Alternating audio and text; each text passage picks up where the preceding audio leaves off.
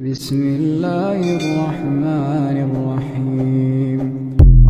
مدینہ کے رہنے والے لوگ آپ علیہ الصلوۃ والسلام کے استقبال کے لیے باہر نکل آئے۔ آپ علیہ الصلوۃ والسلام اونٹنی پہ سوار تھے۔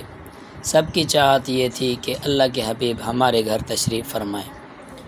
سب جو ہے نا محبت کرنے والے تھے، سب دل لگانے والے تھے، لیکن آپ علیہ الصلوۃ والسلام سب کو راضی کرنے کے لیے اپنی اونٹنی کو کھلا چھوڑ دیا اور فرما دیا یہ اونٹنی اللہ کے حکم سے چل رہی ہے، جہاں پہ اونٹنی رکے گی وہاں پہ میں مہمان ٹھہروں گا۔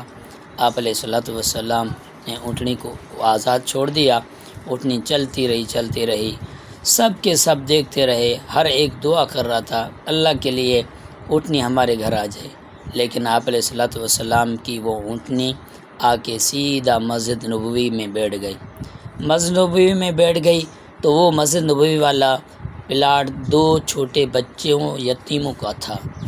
آپ علیہ الصلوۃ والسلام نے وہ پلاٹ ان سے خرید لیا اور فرمانے لگے کہ یہاں ہی میرا گھر ہوگا، اور ہوا بھی یہی۔ مسجد نبوی کے اندر آپ علیہ الصلوۃ والسلام کا گھر بھی ہوا اور آپ علیہ الصلوۃ والسلام کا روضہ اطہر بھی ہوا۔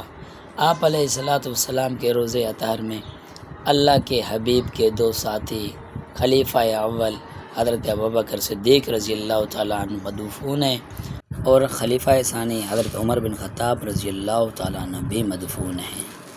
اس زمانے میں مسجد نبوی کچی اور اس کی چھت جو ہے نا کھجور کے تنوں کی تھی، اور آج ماشاء اللہ العزیز اللہ تعالیٰ نے کتنی خوبصورتی اور کتنی نعمتوں سے نوازا ہے۔